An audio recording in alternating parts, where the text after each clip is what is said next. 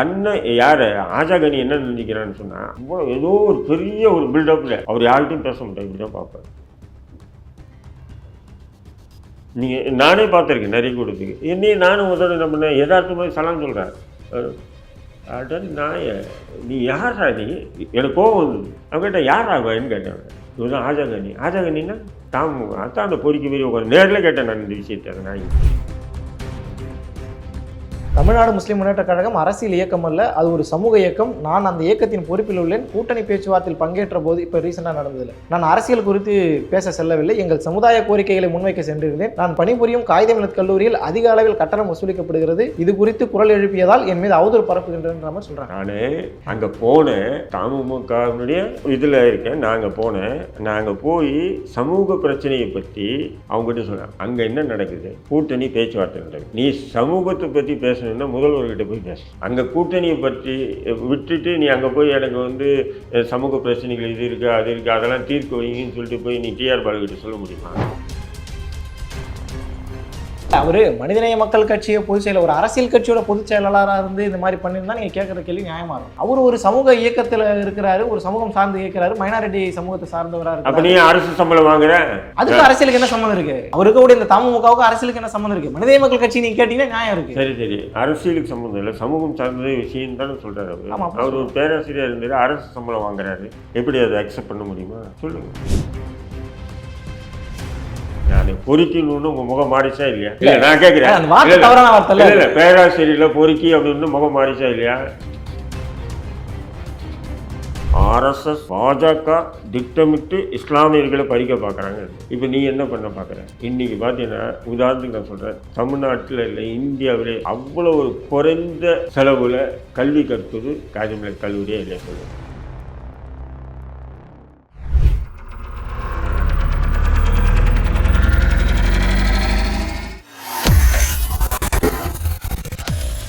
வேலை வேண்டுமா? Blue ocean இருக்கிறது. 10th 12th டிப்ளமோ டிகிரி படித்தவர்களுக்கு உணவு, தங்குமிடம், இஎஸ்ஐ, பிஎஃப், இன்சூரன்ஸ் உள்ளிட்ட சலுகைகளுடன் அனுபவத்திற்கேற்ற நல்ல சம்பளம் 15,000 முதல் 30,000 வரை. பெண்களுக்கு முன்னுரிமை. 2,000க்கும் மேற்பட்ட வேலை வாய்ப்புகள் உள்ளன. இப்போதே தொடர்பு கொள்ளுங்கள். Blue ocean.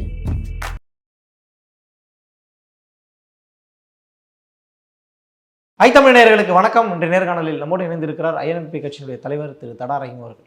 வணக்கம். நிறைய விஷயங்கள் நம்ம இந்த விவகாரத்தில் பகிர்ந்துருக்கோம். இன்னும் நம்ம தொடர்ச்சியாக பேசுவோம் தேவைப்படும் பொழுது. இப்போ நான் முக்கியமான ஒரு விஷயத்தை பற்றி தான் நீங்கள் நான் உங்கள்கிட்ட கேட்கலான்னு இருந்தேன். வழக்கம் போல் இஸ்லாமிய எலெக்ஷன் நெருக்கத்தில் தேர்தல் தொகுதி பங்கீடுகள்லாம் பெரிய காரசாரமாக போயிட்டு இருக்கு. வேகமாகவே போயிட்டு இருக்கு. இப்போ இதில் என்ன விஷயம் அப்படின்னா, எல்லா கட்சிகளுக்குமே ஒரு சீட்டு 2 சீட்டுன்றது நம்ம ஒரு ஆளாக புரிஞ்சு, எஸ்டிபிக்கு ஒரு சீட்டு கொடுக்குறாங்க, அவங்களுக்கு ஒரு சீட்டு, ஐஎம்எலுக்கு பேசிகிட்டு இருக்காங்க. அதே போல் மனிதநேய மக்கள் கட்சிக்கு 3 கேட்குறாங்க. பட் 3 கிடைக்குமான்னு தெரியலன்ற மாதிரிலாம் போயிட்டு இருக்கு. இன்றைக்கி செய்தி ஊடகங்களில் இந்த செய்தி நீங்கள் பார்த்துருப்பீங்கன்னு நினைக்கிறேன். தினமலரில் வந்த செய்தி, அதாவது தமுமுகவினுடைய பொதுச் செயலாளர் ஆஜாகனி அவர் ஒரு அரசு ஆசிரியர், ஊழியர், பேராசிரியர். அவர் இது மாதிரி கவர்மெண்ட் சம்பளமும் வாங்கிட்டு இருக்காரு, அதே மாதிரி அரசியல் கட்சியிலும் கலந்துக்கிட்டு இருக்காருன்ற மாதிரி அந்த கல்லூரி நிர்வாகமே ஒரு மனுவாக எழுதி அவங்களுக்கு நோட்டீஸ் கொடுத்துருக்குறாங்க. அதுக்கு இவர் என்ன சொல்கிறாருன்னா, அவங்க நிறைய காசு வாங்குறாங்க, அதெல்லாம் மறைக்கிறதுக்காக இந்த மாதிரிலாம் பேசுகிறாங்கன்ற மாதிரி அவங்க மேலே இவர் குற்றச்சாட்டு வைக்கிறார். இது நீங்கள் கவனிச்சிங்களா? இதில் என்ன தகவல் இருக்குது புதுசாக? இல்லை, நீங்கள் கவனிச்சிங்களான்றதோட நீங்கள் இதுக்கு பதில் சொல்கிறது தான் நல்லாயிருக்கும். ஏன்னா நீங்கள் அந்த கல்லூரியில் ஒரு மாணவராக இருந்திருக்கீங்க. எனக்கு தெரிஞ்சு இருக்கும்போது நீங்கள் அவங்க சொல்கிற, அதாவது ஆஜாகனி சொல்கிறதெல்லாம் உண்மையாக பணத்துக்காக பண்ணுறாரா அப்படின்னு நீங்கள் பதில் சொன்னால் நல்லாயிருக்கும். என்னை பொறுத்தவரையிலையும் பார்த்தீங்கன்னு சொன்னால் ஆஜாகனி அயோக்கியத்தின் உச்சமாக செயல்படுறாங்க. ஆமாம், ஆஜாகனி பார்த்தீங்கன்னா ஒரு பேராசிரியர் இல்லை, ஒரு பொறிக்கு மாரி செயல்படுறாங்க. இது தப்பான இல்லை உண்மையிலேங்க. நான் உதாரணத்துக்கு ஒன்று சொல்கிற மாதிரி, நீங்கள் மாணவராக இருந்திருக்கீங்க. அவர் இருந்திருக்கீங்களா இல்லையா? மாணவராக இருந்துக்கிட்டு நான் ஒரே ஒரு கேள்வி வைக்கிறேன் அவன்கிட்ட. அந்த இவர்கிட்ட பேசும்போது என்ன சொல்கிறாருன்னா, நான் பாரு இதை விட பொறிக்குத்தானே கூட நான் பண்ணுவேன். நான் என் விஷயத்தில் நீ தலையிட்டுனா, என்னை பற்றி வெளியே இந்த காலேஜ் விட்டு டீட்டெயில்ஸ் எல்லாம் வெளியே போச்சுன்னா நான் எந்த நிலைக்கும் போவேன், எப்படி வேணாலும் ஏறி அடிப்பேன் அப்படின்னு. பொறிக்கையோட மோசமாக நான் நடந்துக்குவேன் சொல்லி ஆஜாகனி தாவத் மியான் கிட்ட பேசியிருக்காரு, மிரட்டி இருக்காரு அந்த கல்லூரியினுடைய தாளாளர்கிட்ட. ஏன் சொன்னால், நான் என்னுடைய விஷயங்கள் நீ ஏன் வந்து நான் ஒரு வெளிநாட்டுக்கு ஒரு நிகழ்ச்சிக்கு போகிறேன், அந்த வெளிநாட்டுக்கு போகிற நிகழ்ச்சி வந்து கல்வித்துறை என்னை கூப்பிட்டு கேள்வி கேட்குதுன்னா இது நீ தான் சொல்லி அந்த கல்வித்துறை என்னை கூப்பிட்றாங்க. ஏன் சொன்னால் ஆக்சுவலாக வந்து ஒரு அரசு சம்பளம் வாங்கக்கூடிய ஒரு ஊழியர் யார், ஹாஜாகனி இருக்கா இல்லைங்களா, ஒரு 1.25 லட்சம் ரூபா கிட்ட வாங்குற சம்பளம் யார், ஹாஜாகனி வாங்குறாரு. வாங்கிட்டு இவர் வந்து ஒரு அமைப்பில் வந்து நிர்வாகியாக இருக்கிறத பற்றி அதுவே தவறு, அப்படி மீறி இருக்கிறாங்க, அது பெரிய விஷயம் இல்லை, இருக்கிறாங்க. சரி, இப்போ இருந்துக்கிட்டு இப்போ வெளிநாட்டில் ஒரு நிகழ்ச்சிக்காக இவர் போகிறாரு. அங்கே போகும்போது பேராசிரியர் ஹாஜாகனி அப்படின்னு போட்டு தமுமுகவுடைய என்ன பொறுப்பில் இருக்காரோ அதை போடுவாங்களா இல்லையா. அப்போ அது போடும்போது அது என்ன ஆகுதுன்னா, ஒரு அரசு ஊழியர் எப்படி ஒரு தனி அமைப்பு, அதாவது அரசு சாரா அமைப்பில் நிர்வாகியாக எப்படி இருக்கார் அப்படின்ற கேள்வி வந்து எல்லா இடத்துக்கும் அது பரவும். அப்படி இருக்கும்போது இப்போ இயற்கையாக ஒரு துறை இருக்குது, அவர் துறை சார்ந்தவங்க இருப்பாங்க. இவர் இங்கேருந்து போயிருக்காருல்ல, அந்த கார்டு இருக்கும், அந்த கார்டை வச்சு அவங்க என்ன பண்ணுவாங்க, அந்த கல்வித்துறைக்கு அனுப்புனாங்கன்னா, பட் அந்த கல்வித்துறை விசாரணை எடுக்குமா இல்லையா அந்த விஷயம், என்ன விஷயத்துக்கு நீங்கள் போனீங்க. ஏன்னா நீங்கள் தனியாக ஒரு அமைப்பினுடைய நிர்வாகி இருந்துட்டு போகிறது தப்பு இல்லை, புரியுதுங்களா. நீங்கள் அரசு சம்பளம் வாங்கக்கூடிய ஊழியர், நீங்கள் வந்து ஒரு இதேமாரி வெளிநாட்டில் போய் ஒரு நிகழ்ச்சியில் கலந்துக்கிறீங்க, இந்த அமைப்பு சார்பாக கலந்துக்கிறீங்கன்னும் போது அப்போ நீங்கள் என்ன பேசுனீங்க, ஏது பேசுனீங்க, எதுக்காக போனீங்க அப்படின்னு அரசு கல்வித்துறை வந்து கேட்க தான் செய்யும். இல்லை, அவர் அதை மறுக்கிறார்ல. இந்த பத்திரிகையில் அவர் என்ன குறிப்பிட்டு சொல்லுவார் பாருங்களேன். தமிழ்நாடு முஸ்லிம் முன்னேற்ற கழகம் அரசியல் இயக்கம் அல்ல, அது ஒரு சமூக இயக்கம். நான் அந்த இயக்கத்தின் பொறுப்பில் உள்ளேன். கூட்டணி பேச்சுவார்த்தையில் பங்கேற்ற போது, இப்போ ரீசெண்டாக நடந்ததில்லை, நான் அரசியல் குறித்து பேச செல்லவில்லை, எங்கள் சமுதாய கோரிக்கைகளை முன்வைக்க சென்றிருந்தேன். நான் பணிபுரியும் காகிதமில்லத் கல்லூரியில் அதிக அளவில் கட்டணம் வசூலிக்கப்படுகிறது, இது குறித்து குரல் எழுப்பியதால் என் மீது அவதூறு பரப்புகின்றன்ற மாதிரி சொல்கிறாங்க. அரசு சார், நம்ம அந்த 2வது விஷயத்துக்கு கட்டணம் 2வது வருவோம். அரசு சார் இது அவர் சொல்லியிருக்காரு இல்லையா, இதை படிச்சிங்க, அவருடைய மாணவராக நீங்களே பதில் சொல்லுங்கள். நான் சொல்ல வேண்டியது, நான் அங்கே போனேன், தமுமுகவினுடைய இதில் இருக்கேன், நாங்கள் போய் சமூக பிரச்சனையை பற்றி அவங்ககிட்ட சொன்னேன். அங்கே என்ன நடக்குது, கூட்டணி பேச்சுவார்த்தை நடக்குது, கூட்டணி பேச்சுவார்த்தை நடக்குது. நீ சமூகத்தை பற்றி பேசணுன்னா முதல்வர்கிட்ட போய் பேச. சரி, இது எவ்வளோ முரண்பாடுகளை சொல்கிறேன், புரியுதுங்களா உங்களுக்கு. அங்கே கூட்டணியை பற்றி விட்டுட்டு நீ அங்கே போய் எனக்கு வந்து சமூக பிரச்சனைகள் இது இருக்குது அது இருக்குது அதெல்லாம் தீர்க்க வைங்கன்னு சொல்லிட்டு போய் நீ டிஆர் பாலுக்கிட்ட சொல்ல முடியுமா. அங்கே போய் என்ன சார் பேசுவீங்க நீங்கள், கூட்டணியில் எத்தனை சீட்டு, சூரியன் சின்னத்தில் நிற்கணுமா அல்லது நாங்கள் தனியார் சின்னத்தில் நிற்கணுமா, இதுதான் பேச்சு. நான் வந்து அங்கே போனது சமூக பிரச்சனையை எடுத்து கூறுறதுக்கு போனேன். அதில் என்ன மறுக்கிறதுக்கு என்ன இருக்குது? இல்லை, அங்கே போய் சொல்ல முடியுமா. கனிமொழி இருந்தாங்க, அங்கே இருக்க முக்கிய தலைவர்கள் இருந்தாங்க, அவங்களாம் மனு கொடுக்கக்கூடாதா? இல்லை, அங்கே போய் சொல்லக்கூடாதுன்ற நான் அங்கே வந்து கூட்டணி சம்மந்தமாக தான் பேச்சு. நீங்கள் உண்மையிலே ஒரு உணர்வான நபர்னா முதல்வரை சந்திக்க போகும்போது நீங்கள் அப்படி சொல்லலாம். நீங்கள் அவர் மனிதநேய மக்கள் கட்சியை பொதுச் செயலர், ஒரு அரசியல் கட்சியோட பொதுச் செயலாளராக இருந்து இந்த மாதிரி பண்ணியிருந்தா நீங்கள் கேட்குற கேள்வி நியாயமாக இருக்கும். அவர் ஒரு சமூக இயக்கத்தில் இருக்கிறாரு, ஒரு சமூகம் சார்ந்து இயக்கிறாரு, மைனாரிட்டி சமூகத்தை சார்ந்தவராக இருக்கு. அப்ப நீ அரசு சம்பளம் வாங்குற, அதுக்கு அரசியலுக்கு என்ன சம்மந்தம் இருக்கு? அவருக்கு கூட இந்த தமுமுகவுக்கு அரசியலுக்கு என்ன சம்மந்தம் இருக்கு? மனிதநேய மக்கள் கட்சி நீங்க கேட்டீங்கன்னா நியாயம் இருக்கு. சரி, அரசியலுக்கு சம்மந்தம் இல்லை, சமூகம் சார்ந்த விஷயம் தானே சொல்றாரு அவர். ஒரு பேராசிரியர் இருந்தாரு, அரசு சம்பளம் வாங்குறாரு, எப்படி அதை அக்செப்ட் பண்ண முடியுமா சொல்லுங்க. பேராசிரியர் எந்த ஒரு சமூக இயக்கத்தில் இருக்கக்கூடாதா? சமூக இயக்கத்தில் வெளிப்படையாக இருக்க மாட்டாங்க. இப்போ ஜவஹர்லா இருந்தாப்புல, சிமியில் வந்து மறைமுகமாக இருந்தாப்புல, இப்போ அவரும் பேராசிரியராக இருக்கும்போது அதேமாரி நீங்கள் வந்து பார்த்தீங்கன்னா நம்ம காகிதமில்ல இவர் நம்ம காதர் மைதீன் இருக்கிற ஜமா முகமது கல்லூரியில் வேலை செஞ்சுட்டு இருந்தார், பேராசிரியர் இருந்தார், சம்பளம் வாங்கிட்டு இருந்தார். அவரும் வந்து மறைமுகமாக முஸ்லீம் லீக்கில் இருந்தார், வெளிப்படையாக இல்லை. அந்த கல்லூரியிலேருந்து அவங்க வெளியான பிறகு தான் பேராசிரியர் ஜவஹர்லா வந்து 97க்கு பிறகு தான் தமுமுகவுடைய தலைவராக மாறாரு. அதுக்கு முன்னாடி சிமியில் வந்து அவர் ஒரு தலைவராக இருக்கார் மறைமுகமாக, ஆனால் வெளிப்படையானது இல்லை. எந்த ஒரு ஆதாரமும் கிடைச்சிருந்தால் அவர் காலேஜ்லேருந்து தூக்கிடுவாங்க, சம்பளம் போயிடும். புரிதுங்களா உங்களுக்கு? அந்த மாதிரி இருந்தவர் தான். இப்போ அதேமாரி தான் இவரும் இருக்கணும். எல்லா இடங்கள்லையும் அப்படி தான் இருக்காங்க, புரிதுங்களா? இப்போ நீங்கள் வந்து ஒரு முஸ்லீம் கல்லூரியில் வந்து பேராசிரியர் இருக்கணும் போது நிச்சயம் அந்த முஸ்லீம் சமூகப்பட்ட பிரச்சனைகள் எல்லாமே நீங்கள் வந்து உள்வாங்க வேண்டிய நிலைக்கு போவீங்க. அதெல்லாம் உங்களுடைய சமூக சேவையாக நீங்கள் அங்கீகரிக்க முடியாது. ஏன்னா நீங்கள் சம்பளம் வாங்கிட்டு தான் அங்கே வேலை செய்கிறீங்க.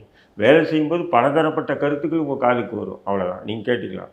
நீங்கள் அந்த பேராசிரியர்லேருந்து விலகி அதன் பிறகு சமூக அமைப்பில் இணைஞ்சு நீங்கள் ஒரு தலைவராக ஆகிறீங்க. இப்படி தான் பார்க்கணும். அப்படி இருக்கும்போது நீங்கள் நான் போனதே இதுக்கு தான் போனேன்னு சொன்னால் அதுக்கு நீங்கள் போகலாம், வேணாம்னு சொல்ல. அது எங்கே போகணுன்னா ஜவஹர்லால் முதல்வர் வீட்டுக்கு போகணும். கனிமொழிக்கிட்டேயோ அல்லது டிஆர் பாலுக்கிட்டேயோ நீங்கள் போய் உட்காந்து, அதாவதுங்க எங்கள் சமூக பிரச்சனை இருக்குங்க, சிறைவாசி விடுதலை பண்ணல, அப்புறம் புல்டோசர் வச்சு அம்மாப்பட்டினத்தில் வீடுகளை அடித்தாங்க, இங்கே காகித நகரில் புல்டோசர் வச்சு இட்டிச்சாங்க அப்படின்னு சொன்னால் எழுந்து வெளியே போயான்னு சொல்லுவோம். கேட்பானா? நான் கேட்குறேன் உங்களுக்கு.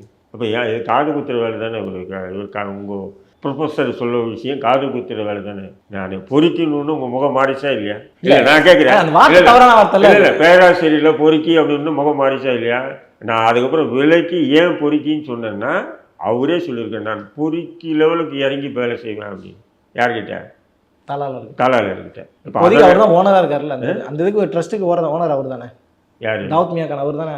அப்போது நாங்கள் காகிதம் இல்லத்துடைய பேரனுங்க, காகிதம் இல்லத்துடைய மகன், ஒரே மகன் தான், அவருக்கு ஒரே பேரன் இவர் காகிதம் தாவூத் மியான் கான். அந்த கல்லூரியை தமுமுக கையகப்படுத்தணும். ஜவஹர்லாலுக்கும் ஆஜாகானிக்கும் இதுதான் வேலை, வேறு எதுவுமே அவங்களுடைய திட்டம் இல்லை.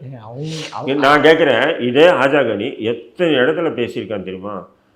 ஆர்எஸ்எஸ் பாஜக திட்டமிட்டு இஸ்லாமியர்களை பறிக்க பார்க்குறாங்க. இப்போ நீ என்ன பண்ண பார்க்குற? இன்றைக்கி பார்த்தீங்கன்னா உதாரணத்துக்கு நான் சொல்கிறேன், தமிழ்நாட்டில் இல்லை இந்தியாவிலே அவ்வளோ ஒரு குறைந்த செலவில் கல்வி கற்பது காஜிமில்லத் கல்லூரியே இல்லையா சொல்லுங்கள். அதை விட எதுனா ஒரு காலேஜ் இருக்கா? நீங்கள் படித்தீங்க தம்பி, நீங்கள் படித்தீங்க, என் பையனும் அங்கே தான் படித்தான். வருஷத்துக்கு நீங்கள் ஈவினிங் காலேஜே சொல்கிறேன், வருஷத்துக்கு 15,000 ரூபா தான் கட்டணும். இருக்கா இல்லையா? ஒரு செம்முக்கு அதான் 17,000 ரூபா வருஷத்துக்கு. அந்த செம்முக்கு 17,000 ரூபா. அதை விட குறைஞ்ச செலவில் எதனா ஒரு கல்லூரின்னு தான் சொல்லுங்கள். அப்போ நம்ம ஒரு குற்றச்சாட்டு சொல்றாங்க, அதை நம்ம பேசுறோம். ஓகே, இப்போ ஆஜாகானி அவர்களும் ஒரு குற்றச்சாட்டு சொல்றாருல்ல, என்ன சொல்றது? கல்லூரியில அதிகமா ஃபீஸ் வாங்குறாங்க, அதை நான் வெளியில அதனாலதான் இவங்க இந்த மாதிரி நான் சொல்றேன். கல்லூரி ஃபீஸ் வாங்குறேன்னா யாரு காட்டு? அது உங்களுக்கு காரணம் இல்லை. இவர் எழுதிட்டார்ல, ரிப்போர்ட் பண்ணிட்டார்ல, ரிப்போர்ட் போட்டுட்டார்ல. இப்போ அந்த கல்லூரி தாளாளர் அவர் நாளைக்கு அவர்கிட்ட கேள்வி கேட்பாங்க. உங்கள் கல்லூரியில் பேராசிரியர் இருக்காங்க, அரசு உதவி பெறும் கல்லூரி இது, அரசுக்கிட்ட சம்பளம் வாங்கிட்டு இதேமாரி நிகழ்ச்சிக்கு போகிறாங்களா, இதேமாரி நிகழ்ச்சிக்கு போகிறேன்னு நீ என்ன பண்ணுன்னு சொன்னால் அவர் தன்னை தற்காத்துக்கிட்டு தான் இந்த லெட்டர் அனுப்புகிறாரு. புரியுதுங்களா உங்களுக்கு? அப்போது நீ உடனே கொந்தளிச்சு அந்த கல்லூரி மீது இன்னைக்கு ஆஜாகானி இந்த குற்றச்சாட்டு வச்சா நான் அது பெருசாக எடுக்க மாட்டேன். இது ஒரு 2 வருஷமாக நடக்குது. இந்த இடதுசாரி சில சகோதரர்களை வச்சுக்கிட்டு, இடதுசாரி சிந்தாந்தம் உள்ள சில சகோதரர்களை வச்சுக்கிட்டு அவர் மேலே என்ன கற்பழிப்பு கூட, பெண்கள் விஷயத்துக்கு கூட அப்பாஸ் இது நடக்குதுன்னு சொல்லி பிட்டோடி சொல்லிட்டு இருக்காங்க. நீங்கள் பொறிக்கணும்னா டென்ஷன் ஆனீங்களே. ஏன் சொன்னா கேட்கணும்ல, அந்த பாலியல் சம்பந்தம் மாணவிகள் படிக்கிறாங்க, அது புகார் கமிட்டி இருக்கணும். ஆனால் அந்த கல்லூரியில் இல்லைன்னு சொல்றாங்களா, அது நியாயம் இல்லை. இல்லை நானும் சொல்றேன், நான் பாலியல் சம்பந்தமான அபாஸ் நடக்குது, அது தாளாளரும் சம்மந்தப்படுறாரு. இங்கே பல கோடி ரூபாய் பல பெண்களுடைய நீங்கள் அந்த காலேஜில் படிச்சீங்க, எந்த தனி பெண்கள் அப்படி இதானாங்க படித்த காலத்தில்? எனக்கு எந்த மாதிரி இந்த இல்லை, அதுக்கு முன்னாடி பின்னாடி எதுவுமே இல்லை. நான் என்ன சொல்கிறேன், குற்றச்சாட்டு வைக்கணும், நீங்கள் அதை அபகரிக்கணும்னு சொன்னால் இப்படியெல்லாம் வைப்பீங்களா குற்றச்சாட்டு? சரி, நீங்கள் தமுமுக மாணவர் அமைப்புன்னு சொல்லிட்டு ஒன்று வச்சுருக்காங்க, என்னது சமூக நீதி மாணவர், அதன் மூலிமா என்னென்ன குற்றச்சாட்டுகள் பிட் நோட்டீஸ் மூலிமா அசிங்கப்படுத்தினீங்களோ அவரை அசிங்கப்படுத்தினீங்க, அவர் புகார் கொடுத்து. அதுக்கப்புறம் இடதுசாரி சகோதரர்களை கொஞ்சம் பேர் வச்சு எல்லாம் எங்கிட்ட ஆதாரம் இருக்குது, இவனுக்கு என்னென்ன பிட் நோட்டீஸ் வெளியிட்டானுங்கன்னு. பொறுக்கின்னா மட்டும் கோவம் வருது. அப்போ அந்த பொறுக்கியோட மோசமான செயல் நீ ஆஜாகானி நீ ஒரு பேராசிரியர். அப்போ உனக்கு என்னன்னா, இந்த செந்தில் வேலுன்னு ஒருத்தன் இருக்கா, திமுக அடிமை. அப்புறம் ஒரு கவிஞர், ஒரு நல்ல பேர், அவர் பேர் யுகபாரதி. இந்த 2 பேர் கூட சேர்ந்துட்டு தன்னை யாரை ஆஜாகானி என்ன நினைக்கிறான்னு சொன்னால், அவ்வளோ ஏதோ ஒரு பெரிய ஒரு பில்டப்பில் அவர் யார்கிட்டையும் பேச மாட்டார், இப்படி தான் பார்ப்பார். நீங்கள் நானே பார்த்துருக்கேன் நிறைய கூட்டத்துக்கு. என்னையும் நானும் உதவி என்ன பண்ணேன், யதார்த்தமாக சலாம் சொல்கிறேன். அட நாய, நீ யாரா? நீ எனக்கு கோவம் வந்தது. அவன் கேட்டேன், யார் ஆகுவான்னு கேட்டேன். இவர் தான் ஆஜாகானி. ஆஜாகானின்னா தாமுக. அதான் அந்த பொறிக்கு மாரி உட்காந்து நேரில் கேட்டேன் நான் இந்த விஷயத்தை அதை நாய்கிட்டேன். ஏன்னா எனக்கு கோவம் அவ்வளோ என்ன ஆனவங்க உனக்கு. நீ தாமுகவில் போய் சொல்லாத பெரிய பில்லாவா நீ? என் நாயை அந்த அமைப்பு உருவாக்குறதுக்கு நாங்களாம் ஒரு காரணம் தெரியுமா அவனுக்கு? என்ன ஆணவன்ற அவனுக்கு? பேராசிரியர் 1.5 லட்ச ரூபா அரசுக்கிட்ட சம்பளம் வாங்குற அந்த ஆணவமா? இல்லை தாமுகன்ற ஒரு அமைப்பில் கோச்சில் இருக்கிறது அந்த ஆணவமா? பேராசிரியர் யார்? ஜவஹர்லால். அவரு கூட நான் பல பொது வெளியில் பயங்கரமாக விமர்சனம் பண்ணேன். பொது இடங்களில் பார்த்தா நான் அவரு கூட ஓடி வந்து கை கொடுப்பேன், நம்மளும் அவருக்கு ஓடி போய் கை கொடுப்போம். பல விமர்சனங்கள் தான் பண்ணுறோம். ஆனால் இவன் வந்து பார்த்தீங்கன்னா அவ்வளோ ஒரு ஆக்டிவிட்டிங்க. இப்போல்லாம் உண்மையில் அந்த மாணவர்களுக்கு எப்படி பாடம் கற்பிச்சு நீங்கள்லாம் எப்படி பாஸ் ஆகி எப்படி என்னையா போகிற போல மாடி விட்டுருக்கீங்க நீங்கள்? இல்லை, என் பையனையும் சொல்கிறேன், என் பையனும் இருந்தால உதாரணத்துக்கு சொல்கிறேன். ஏன்னா இப்படி அவர் ஆக்டிவிட்டிஸ் இருக்கக்கூடாது. ஒரு சமூக அமைப்பில் இருந்துக்கிட்டு அப்படி என்ன உனக்கு டேலண்ட்டு, உனக்கு என்ன பெரிய அபரிமிதமான ஒரு இது இருக்குது. ஏன் பாபா கூட நான் நினச்சிருக்கீங்க அப்படி பண்ணுறா, தெரிஞ்சவன் தெரியாது, வாடாங்க என்ன இப்படி பார்க்க வந்திருக்க அப்படின்னு ஒரு ஆர்வமாக கேட்பாரு. நம்ம அந்த காலத்து இந்த காலத்து வெளி தலைவர்களையும் நம்ம பார்க்குறோம். புதுசாக வந்த அரசியல் கட்சி பணக்காரன் எல்லாரையும் பார்க்குறோம். இவனுடைய ஆக்டிவிட்டீஸை ஒரு வேறு மாதிரியாக இருக்குது. இப்படி தான் உட்கார்றாரு. இல்லை காலேஜில் கூட அப்படி தான் இருப்பான் அவன். இல்லை நான் கேட்குறேன் உங்களை, எனக்கு தெரியல. என்னோட சின்ன வயசு தான் இருப்பான் நிச்சயம். இருக்காது இல்லையா? என்னோட பெரிய ஆள் சின்ன வயசு தான். நீங்கள் என்னை வம்புல மாட்டி விடாதீங்க. இல்லை நான் கேட்குறேன், காலேஜில் கூட அவருடைய ஆக்டிவிட்டீஸ் அப்படி தான் இருக்குமாப்பா. இளைஞர்கள்கிட்ட வந்து ஃப்ரீயாக பேச மாட்டேன். இல்லை என்கிட்ட அந்த மாதிரிலாம் பேசுனதில்லை. நல்லபடியாக பேசுவார். வாங்க தம்பி போங்க தம்பி மரியாதை தான் பேசுவார். இல்லை அவன் அந்த பொது நிகழ்ச்சியில் கலந்துட்டான். அப்படி ஏதோ அவனுக்கு ஒரு கிரீடம் கிடைச்ச மாதிரி நினச்சிக்கிறான். அதுவும் அந்த தாமுக பொதுச் செயலராக அப்படி வந்தாலும் அவனை எல்லாம் வந்து அவருக்கு சலாம் பண்ணணும் அப்படின்னு நினைக்கிறேன். நான் என்ன சொல்கிறேன், இந்த கல்லூரி வந்து குறைஞ்ச செலவில் இப்போ ஒரு சமீபத்தில் கூட பார்த்தீங்கன்னு சொன்னால் வெள்ளி விழா மாநாடு நடந்திருக்கு. அதில் வந்து அமைச்சர்களே கலந்துருக்காங்க. மா சுப்பிரமணியம் எல்லாமே அமைச்சர்களே சொல்கிறாங்க, ஏண்டா இந்த கல்லூரியில் ஃபீஸே இல்லாமல் படிக்கிறவங்க கூட இருக்கான். ஃபீஸுன்னா குறைஞ்சபட்சம் ஃபீஸை கட்டி படிக்கிறவங்களும் இருக்காங்க. இது போல் ஒரு கல்லூரி தமிழ்நாட்டில் இல்லை, இந்தியாவிலே இல்லை அப்படின்னு சொல்லி பேசியிருக்கு. அப்போ வந்து ஒருத்தரோட தனிப்பட்ட பிரச்சனைக்காக ஒரு கல்லூரியவே குற்றச்சாட்டுறாருன்னு எடுத்துக்கிறாங்க. குற்றச்சாட்டு மட்டும் இல்லை, அதை கையகப்படுத்தணும். அவர் வந்து அவங்களுக்கு என்னங்க தேவை இருக்குது கையகப்படுத்துறதுக்கு? அவங்களுக்கு ஒரு அமைப்பு இருக்குது, பெரிய இப்போ என்னென்ன குற்றச்சாட்டு வைக்கிறாங்க. இவ்வளோ பெரிய இடம் இருக்குது, காலியாக இருக்குது, இவங்க விரிவுபடுத்தலை, காகிதமில்ல பேரை சொல்லி சாப்பிட்டுட்டு இருக்காங்க, நான் அப்படி இப்படின்றாங்க. அதில் என்ன வருஷத்துக்கு பார்த்தீங்கன்னா ஒரு நீங்கள் தாவத் மியான்கிட்ட நீங்கள் இன்டர்வியூ போனீங்கன்னா அவரே சொல்லுவார் வருஷத்துக்கு எவ்வளோ வருது, எவ்வளோ செலவு, வருஷத்துக்கு ஒரு 2.5 கோடி ஏதோ 2.25 கோடி ஏதோ, அதான் அந்த ஈவினிங் காலேஜ் ஃபீஸ் எல்லாம் வருது. அதை வச்சு அதை மெயின்டெனன்ஸு, சேல்ரி, எலக்ட்ரிசிட்டி, இது எல்லாமே அவர் பெரிய கணக்கை வச்சுருக்காரு. சொல்லுவார் பாருங்கள், நீங்கள் போங்க ஒரு இன்டர்வியூ தமிழ் சார்பாக வந்து தாவத் மியான் கான்கிட்ட போய் எடுங்க. நீங்கள் எடுத்துகிட்டு இப்போ நான் சொன்னேன் இல்லையா, ஆஜா கனியுடைய அப்படியே உங்கள் முகம் மாறிச்சு இல்லையா, அந்த வார்த்தை சொன்னோன்னு எதாக இருந்தாலும் ஆசிரியர் அதை சொன்னோன்னா அந்த முகம் மாறிச்சு இல்லையா, அவர்கிட்டே இந்த கேள்விகள்லாம் கேளுங்க. நீங்கள் ஏன்னு சொன்னால் அந்தளவுக்கு கீழ்த்தரமாக பெண்கள் விஷயத்தில், அதுவும் வெவ்வேறு ஆள்கள் மூலிமா இந்த இடதுசாரி அமைப்பு, மாணவர் அமைப்பு, புரட்சிகர அமைப்பு, இப்படி பேரில் எத்தனை துண்டு பிரசுரங்கள் அந்த கல்லூரிக்கு எதிராக. அப்போது நீ பண்ணக்கூடிய அயோக்கியத்தனம், நீ இவ்வளோ யோகிய மாதிரி பேசுகிறல்ல, அல்லா ரசூல்னு சொல்கிற, நீ அமைப்பில் பொய்ச்சலாக இருக்க, நீ ஏன் பேராசிரியராக இருந்துட்டு சம்பளம் வாங்கிட்டு இருக்க கவர்மெண்ட்டுக்கிட்ட, ராஜினாமா பண்ணிட்டு போகும். இப்போ கூட சமீபத்தில் ஏதோ சொன்னாங்க, அவர் ராஜினாமா பண்ணிவிடுவார், ஏன்னா சட்டமன்ற தேர்தலில் அவர் நிற்க போகிறாரு. சட்டமன்ற தேர்தலில் நிற்க போகிறன்றதுக்காக ராஜினாமா பண்ணால் இவனுங்களுக்கு செருப்பால் அடிக்கணும். இவனுங்கெல்லாம் சமூக முக்கியத்துவம் கொடுக்கவே கூடாது. ஏன் சொன்ன என்ன தப்புன்னு சொன்னால், அப்போது ஐஏஎஸ் பதவி விட்டு கேளுங்க, ஐஏஎஸ் பதவி அண்ணாமலை வரலையா இங்கே? அதான் சாமி, அவசரப்படாதீங்க. நான் என்ன கேட்குறேன், அப்போது நான் ஏதாவது ஒரு பொறுப்பில் எனக்கு சம்பளம் வந்துக்கிட்டே இருக்கும். ஒன்று நான் பேராசிரியர் இருந்துட்டு மாதம் மாதம் சம்பளம் வாங்குவேன், இல்லை எனக்கு எம்எல்ஏ பதவி கிடச்சின்னா இதோட அதிகமான சம்பளம் இன்னும் பல எக்ஸட்ரா வரும். அதனால் அப்போ இது ராஜினாமா பண்ணுவேன். அப்போது நீ சமூகத்துக்காக உன்னுடைய செயல்பாடு எப்படி இருக்கும் சொல்லுங்கள். இதுதான் ஜவஹர்லா பண்ணாப்புல, இதுதான் காதர் மையம் பண்ணாப்புல, இதுதான் இப்போ ஆஜா கனியை இறக்கி விடுறாங்க. மக்கள் நம்புகிறாங்க, அவங்கள நம்பலை. அப்படி ஒரு கட்டமைப்பை உருவாக்குறாங்க. யார் இந்த அமைப்பு இந்த ஒரு சமூகத்துக்காக அர்ப்பணிக்கிறாங்களோ அவங்கள மேன்மைப்படுத்தக்கூடாது, அவங்களுடைய பேச்சுக்களை பெரிய அளவு பேச வைக்கக்கூடாது. இவனுங்க வந்து ஸ்கூலில் பாடம் கற்று ரிட்டையர்ட் ஆகிற வரையும் சொகுசாக இருப்பாங்க. இனி காதல் மைதினை என்ன சொல்கிறாங்க எல்லோரும் பாருங்கள், பாயில் படுத்து தூங்குற இவ்வளோ இது போன்ற ஒரு எளிமையான போகிறாரு, ஆட்டோவில் போகிறாரு, பாயப்படுத்து தூங்குறாருன்னு சொன்னீங்க. அவர் 97 வரையும் பேராசிரியர் இருந்து மாதம் 1 லட்ச ரூபா சம்பளம் வாங்கி அவருடைய குடும்பத்தை நல்ல வளமாக வாழ வச்சார். இல்லை வாங்கின சம்பளத்தெல்லாம் வந்து சமுதாயத்துக்கு அர்ப்பணித்தார். அங்கே சொல்லுங்கள். பேராசிரியர் என்ன பண்ணார், தான் பொண்ணுக்கு டாக்டர் எல்லாத்தையும் பண்ணார், பெரிய மாளிகையே கட்டி வச்சிருக்கார், சம்பளம் வாங்கி 97 வரையும் அவரும் பண்ணார். அதன் பிறகு தான் சமூகத்துக்கு வந்தார்.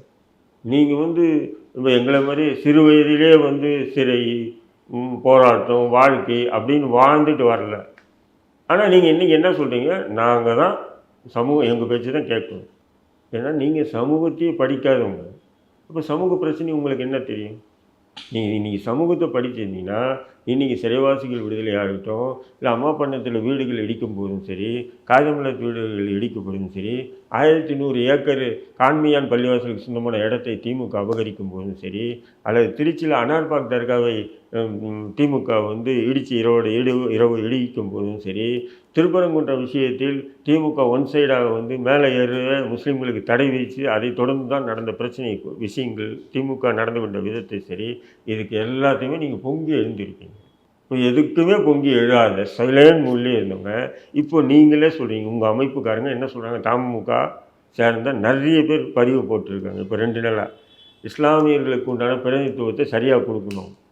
இல்லை என்றால் என்ன சொல்கிறானுங்க, இல்லை என்றால் பாஜகவே வந்தால் கூட பரவாயில்லை என்று இஸ்லாமிய சமூகம் நினைக்கிற அளவுக்கு திமுக நடந்தக்கூடாது அப்படின்னு. இதை தான் நான் சொல்லிட்டு வரேன். சமூக பிரச்சனைகளுக்காக இப்படி நம்ம ஒருத்தனை எச்சரித்து நம்ம சமூக பிரச்சனை தீர்க்கறதுக்கு வழி பார்த்தா அது சரி. ஆனால் இவனுக்கு சமூக பிரச்சனை விஷயத்துக்காக அப்படி வார்த்தை விடல. இப்போ தங்களுக்கு சீட்டு விஷயத்தில் திமுக வந்து அசால்ட்டாக டீல் பண்ணுதில்லை. இவங்கள 2 சீட்டு வாங்கிக்கோ, அது ரெட்டையில் நின்றுக்கப்போ, இவ்வளோ தான் பேச்சுவார்த்தை. வேறு நீங்கள் நினைக்கிற மாதிரி அங்கே போய் உட்காந்து மணிக்கணக்கிலலாம் இவனுக்கு யாரும் பேசலை.